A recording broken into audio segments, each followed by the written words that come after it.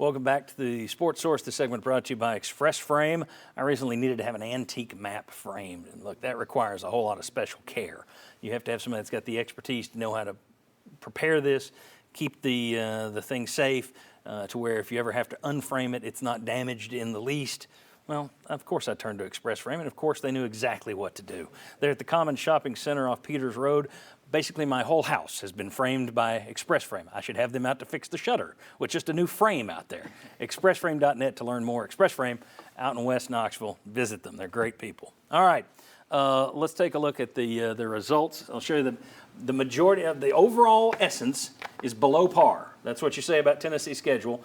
The gist, however, the number one vote getter, 24% of you said mediocre, which is laughable considering we showed you there at the bottom of the league, but okay. Mediocre, but here's the reason it shows below par. 82% of the vote was on the negative side, and only 18% was on the positive side. So you had a lot of people saying that mediocre, but everybody else leaned it between embarrassing and aggravating and disappointing, et cetera, et cetera. So there you go. A lot of you aren't happy, but you're happy with the wins and you're happy with the money. All right, or you're happy enough to give money. Danny White's happy with the money. Okay, last question here. Let's end with a quickie. Which of these three Joe Milton stats will be most important for the Tennessee football team this fall? His interceptions, his touchdown passes, his rushing yards?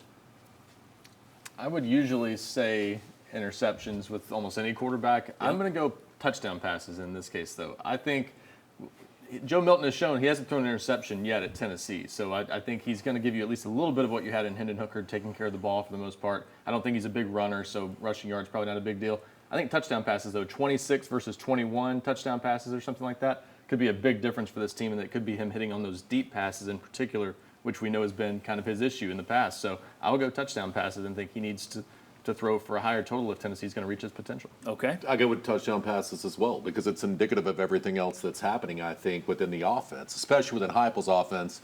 If Joe Milton throws for 40 touchdown passes this year, do I care if he's up from 3 interceptions to 10 interceptions this year that much, as long as we're still putting points on the board? If the interceptions aren't game changers. Yeah. It's just at the end of the day, this offense is about getting buckets, right? Yep. Putting as many points on the board as you possibly can get. Touchdown passes is the way to do that.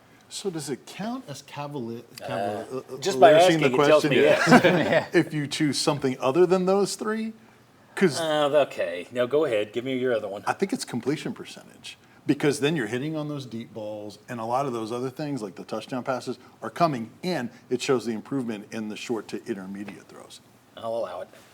So I was going to say touchdown passes because the case was going to be the ceiling of this offense, as Ryan and Will were kind of talking about. But you did mention the spot. So if there are a lot of interceptions, what if they come at bad times in big games? So that's a little context that's required, but I'll shift over to the interception side because there's value there too. I'm going interceptions. When you saw how Hendon Hooker protected the football, I just think that saves you games. You throw one in the wrong position, in the wrong setting, and it goes 60 yards back for a touchdown, game changer.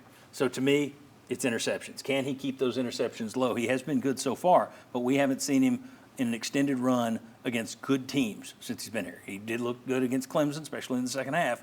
Let's see that over a course of time to see how he does. All right, very good. Appreciate everybody being here. Thanks to all of you. Thanks to all of our sponsors. Get out and thank them this week. They do a great job bringing you this weekly, and we'll be covering UT football for the next month ahead. Come on back on the Sports Source next week.